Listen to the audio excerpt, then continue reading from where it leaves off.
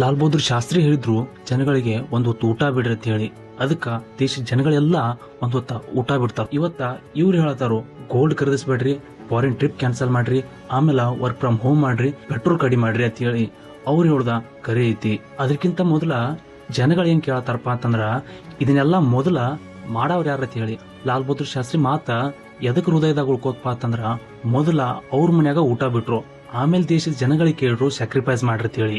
ದೇಶ ಸಂಕಷ್ಟದಲ್ಲಿದ್ದಾಗ ಜನಗಳು ಯಾವಾಗ್ಲೂ ಕೈ ಜೋಡಿಸ್ತಾರ. ಇವತ್ತ PM ನರೇಂದ್ರ ಮೋದಿ ಅವ್ರು ಏನ್ ಹೇಳತ್ತಾರಪ್ಪ ಅಂದ್ರ ಗೋಲ್ಡ್ ಖರೀದಿಸ್ಬೇಡ್ರಿ, ಫಾರಿನ್ ಟ್ರಿಪ್ ಕ್ಯಾನ್ಸಲ್ ಮಾಡ್ರಿ, ಮತ್ತ ವರ್ಕ್ ಫ್ರಮ್ ಹೋಮ್ ಮಾಡ್ರಿ, ಪೆಟ್ರೋಲ್ ಕಡಿಮೆ ಮಾಡ್ರಿ ಅಂತ ಹೇಳಿ. ಇಲ್ಲಿ ಹೇಳೋದೇನಂದ್ರ ಇಷ್ಟೆಲ್ಲಾ ತ್ಯಾಗವನ್ನ ಜನಗಳು ಅಷ್ಟೇ ಮಾಡ್ಬೇಕಾ? ಇಲ್ಲ ಶಾಸಕರ VIP ಕಲ್ಚರ್ ಕಡಿಮೆ ಆಗುತ್ತಾ? ಇಲ್ಲ ಶಾಸಕರ ಫಾರಿನ್ ಟ್ರಿಪ್ ಕ್ಯಾನ್ಸಲ್ ಆಗುತ್ತಾ? ಇಲ್ಲ, ಇವ್ರಂತೂ ಮಾಡಂಗಿಲ್ಲ.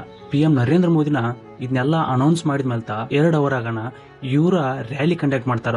ಸೈಡ್ಕ 40-50 ಕಾರ್ ಗಾಡಿ ಇಟ್ಕೊಂಡ ಫಾರಿನ್ ಟ್ರಿಪ್ ಮಾಡಬೇಡ್ರಿ ಅಂತ ಹೇಳವ್ರ. ಅವ್ರ next month 1 month foreign trip ಮಾಡತಾರ. ಯಾವಾಗ ಶಾಸಕರು ಮತ್ತು ಮೇಲಿನವ್ರ ಮೊದಲ್ ತ್ಯಾಗ ಮಾಡ್ತಾರಲ್ಲ ಅದಕ್ಕ ಜನಗಳ ಕೈ ಜೋಡಿಸ್ತಾರೋ. ಇಲ್ಲಿ ಮೊದಲ ಜನಗಳಿಗೆ ತ್ಯಾಗ ಮಾಡತ್ ಹೇಳತಾರೋ.